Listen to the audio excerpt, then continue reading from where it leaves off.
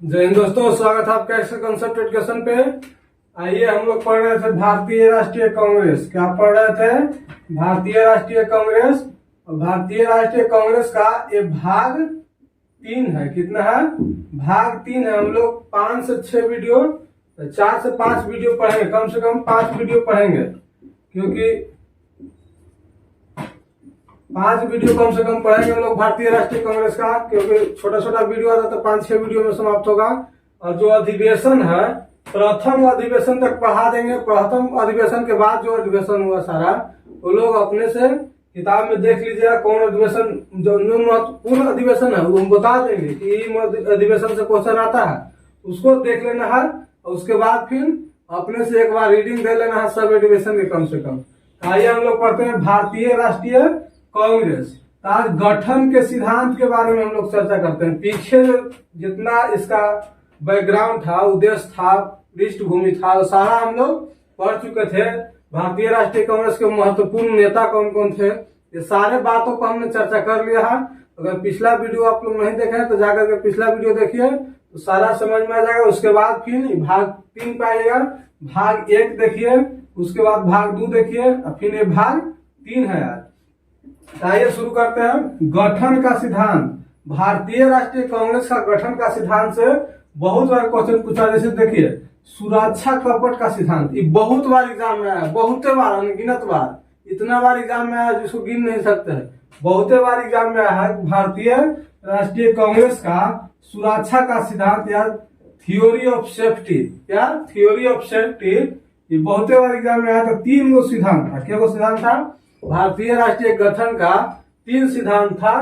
कौन कौन? सुरक्षा कपट का सिद्धांत और षड्यंत्र का सिद्धांत। क्या? षड्यंत्र का सिद्धांत और त्वरित चालक का सिद्धांत। क्या? त्वरित चालक का सिद्धांत। ये तीनों सिद्धांत से क्वेश्चन एग्जाम में आता है। अगर सबसे वीवीआई पूछिएगा तो सबसे वीवीआई कौन है? सुरक्षा कपट का सिद्धांत। यहाँ से क्वेश्चन बहुत बार एग्जाम में आया है, तो इसको वीवीआई लगा लीजिए। बहुत बार एग्जाम में आता है ये क्वेश्चन, और ये सब भी पूछेगा मगर कम पूछता है, मगर यहाँ से क्वेश्चन बहुत ज्यादा पूछता है। तो देखिए, गठन का सिद्धांत में हम लोग 3 सिद्धांत पढ़ेंगे। क्या? सुरक्षा कपट का सिद्धांत, षड्यंत्र का सिद्धांत और त्वरित चालक का सिद्धांत। तो आइए पढ़ते हैं। सुरक्षा कपट का सिद्धांत किसने दिया था? ये सुरक्षा कपट का सिद्धांत के बाद किसने कहा था? तो लाला लाजपत राय। कौन है? वो दिए थे। क्या? थ्योरी ऑफ सेफ्टी का सिद्धांत, यानी सुरक्षा कपट का सिद्धांत लाला लाजपत राय ने दिए थे। और षड्यंत्र का सिद्धांत किसने दिए थे? क्वेश्चन पूछेगा एग्जाम में। कैसे पूछेगा कि सुरक्षा कपट का सिद्धांत किसने दिया? तो लाला लाजपत राय। कौन? लाला लाजपत राय जो थे वो सुरक्षा कपट का सिद्धांत दिए थे। और षड्यंत्र का सिद्धांत, क्या? षड्यंत्र का सिद्धांत किसने दिया? रजनी पालमे दत्त। क्या? रजनी पालमे दत्त। अगर पूछेगा तो यहाँ सबको जानता है, ये क्वेश्चन को सबको जानता है, मगर ये दोनों को थोड़ा ध्यान बनाए रखना है। हो सकता है थोड़ा सा टफ करके पूछे तो क्वेश्चन इधर से दाग सकता है। तो देखिए, षड्यंत्र का सिद्धांत राजनी पालमे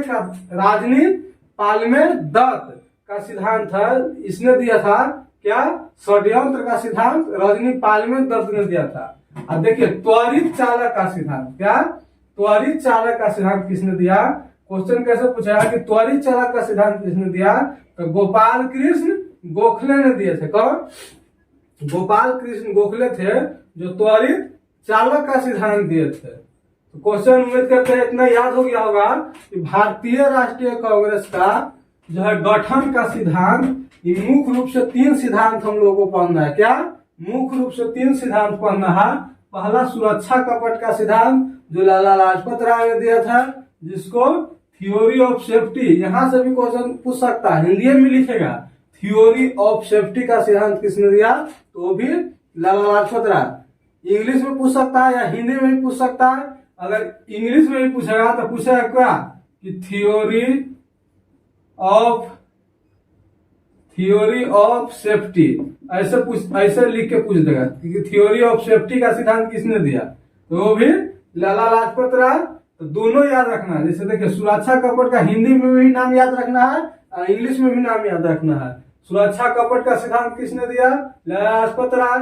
थ्योरी ऑफ सेफ्टी का सिद्धांत किसने दिया? तो लाला लाजपत राय। उसके बाद षड्यंत्र का सिद्धांत, क्या षड्यंत्र का सिद्धांत, जिसको थियोरी क्या उसको किसने दिया था, रजनी पाल में 10 दिया था, क्या।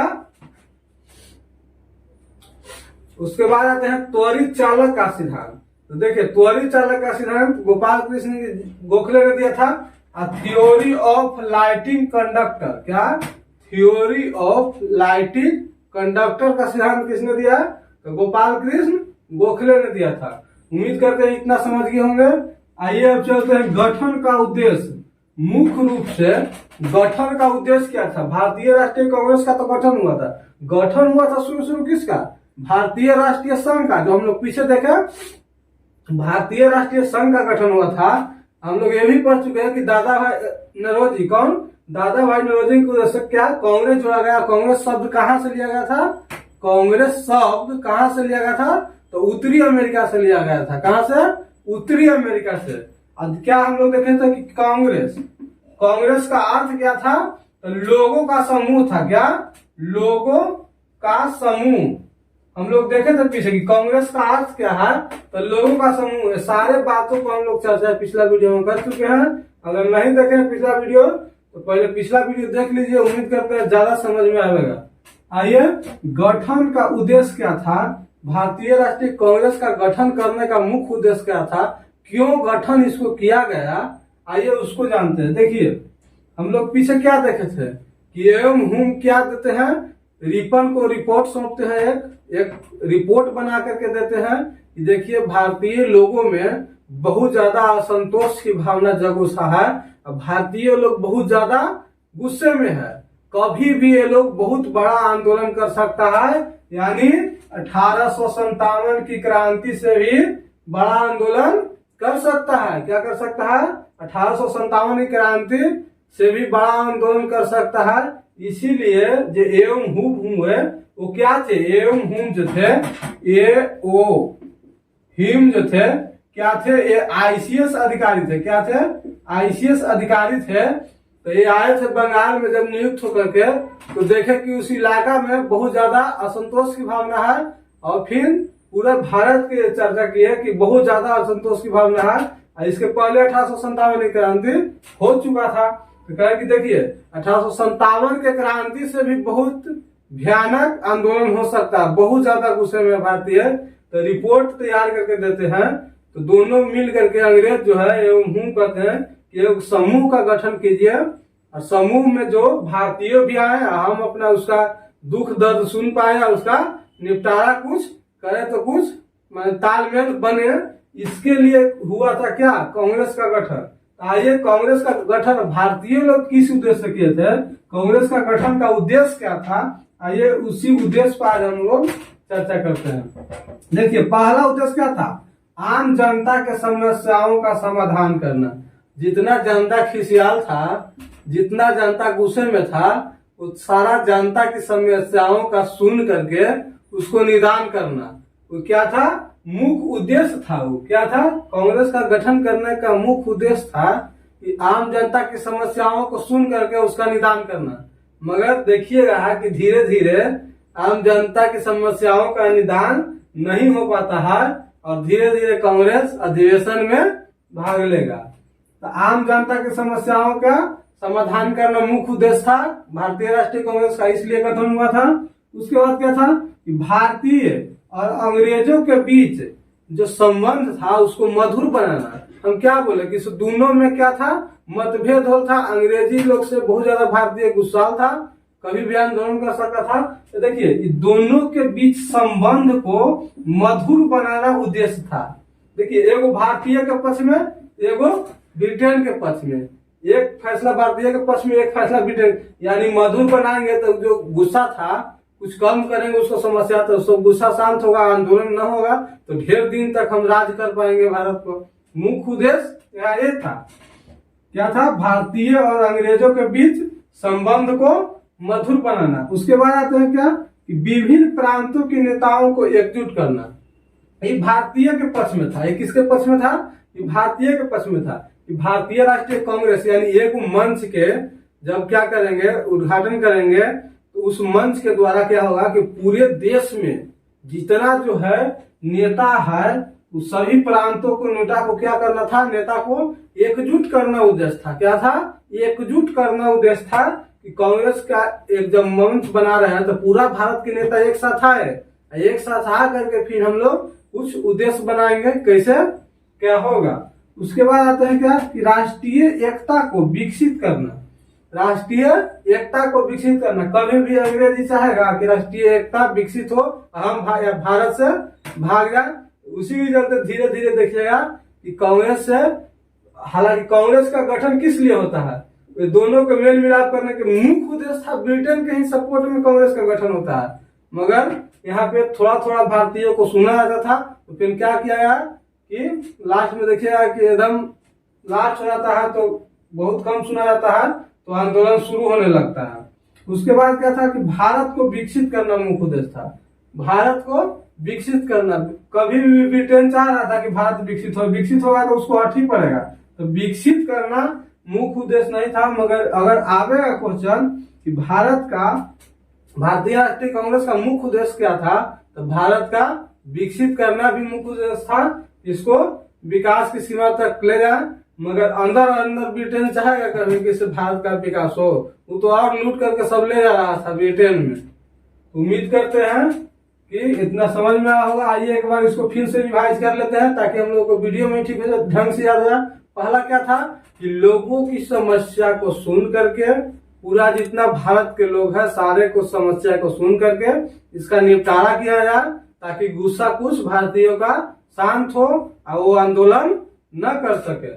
उसके बाद क्या था कि भारतीय और अंग्रेज के बीच संबंध को माने मधुर बनाना, यानी उसको कहते हैं कि दोनों में तालमेल बैठाना मुख्य उद्देश्य था भारतीय राष्ट्रीय कांग्रेस का। उसके बाद क्या था कि विभिन्न प्रांतों के नेताओं को, क्या जितना जो छुटपुटिया नेता था, कोई मान के चलिए बंगाल के था, क्या था, कोई बंगाल के था, कोई मद्रास के था, कोई बॉम्बे के था, कोई बिहार के था, कोई पंजाब के था, इस सारे नेताओं को एक मंच पे लाने के लिए भारतीय राष्ट्रीय कांग्रेस का गठन हुआ था। उसके बाद क्या था, देखिए भारत को विकसित करना, क्या भारत को विकसित करना मुख्य उद्देश्य था भारतीय राष्ट्रीय कांग्रेस का। अब भारत में एकता को विकसित करना, यानी पूरा भारतीय लोग एक हो, इसके लिए कांग्रेस का गठन करते हैं।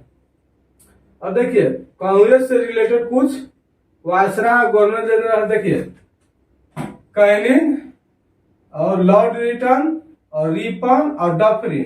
तो डफरिन हम लोग देखे थे कि भारतीय राष्ट्रीय कांग्रेस की स्थापना के समय था, क्या था, भारतीय राष्ट्रीय कांग्रेस की स्थापना के समय था। और ये तीनों जो है संबंध रखता है क्या, कांग्रेस से, भारतीय राष्ट्रीय कांग्रेस से तीनों जो है संबंध रखता है। तो इसको याद रखना है कि लॉर्ड लिटन 1876 से 1880 तक रहा था।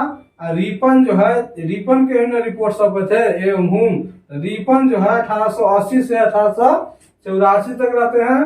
और लॉर्ड डफरिन 84 से 88 तक, क्या लॉर्ड डफरिन जो थे 1884 से 1888 तक रहता है, लॉर्ड रिपन जो 1880 से 1884 तक रहता है, और लॉर्ड रिटन जो 1876 से 1880 तक रहता है।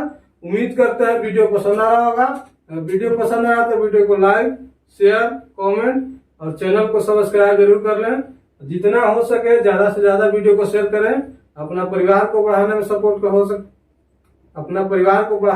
करें। जितना हो सके वीडियो को ज्यादा से ज्यादा शेयर करें। धन्यवाद। और देखिए भाग 1 जरूर देखिएगा, भाग 1 और भाग 2 जरूर देखिएगा। उसके बाद आप लोग भाग 3 को देखिएगा, ज्यादा समझ में आएगा। 2 वीडियो और आएगा, उम्मीद 2 या 3 वीडियो और आएगा। एक अधिवेशन पढ़ाएंगे, फर्स्ट वाला अधिवेशन। उसके बाद फिर जो अधिवेशन है, मुख्य जो अधिवेशन है उसको बता देंगे, उसको थोड़ा सा देख लीजिएगा। उसके बाद फिर एक बार रीडिंग जो और अधिवेशन है, सारा अधिवेशन को एक बार रीडिंग दे लीजिएगा। और उसके बाद हम लोग को भारतीय राष्ट्रीय कांग्रेस समाप्त हो जाएगा। उसके बाद फिर हम लोग गांधी युग पे चलेंगे, गांधी जी के बारे में चर्चा करेंगे कि गांधी जी कब आए, क्या किए, कैसे कैसे भारतीय राष्ट्रीय आंदोलन में कूदे और कैसे भारत को आजाद कराए। उसके बाद हम लोग गांधी युग पे चलेंगे, जहां से भी क्वेश्चन बहुत ज्यादा एग्जाम में आता है। उम्मीद करते हैं। देखिए हम लोग को आज तक खत्म क्या हो गया, पॉलिटी पूरा खत्म हो गया था। क्या पॉलिटी पूरा खत्म हो गया है। अगर नहीं विश्वास है तो जाकर के प्लेलिस्ट चेक कीजिए और एकदम ठीक ढंग से पॉलिटी खत्म, एक भी क्वेश्चन नहीं छूटेगा कोई भी एग्जाम में, बीपीएससी पीटी तक के एग्जाम में, बीपीएससी पीटी तक के एग्जाम में वन डे जो एग्जाम होता है, वन डे एग्जाम में एक भी क्वेश्चन नहीं छूटेगा, उम्मीद करते हैं पॉलिटी से।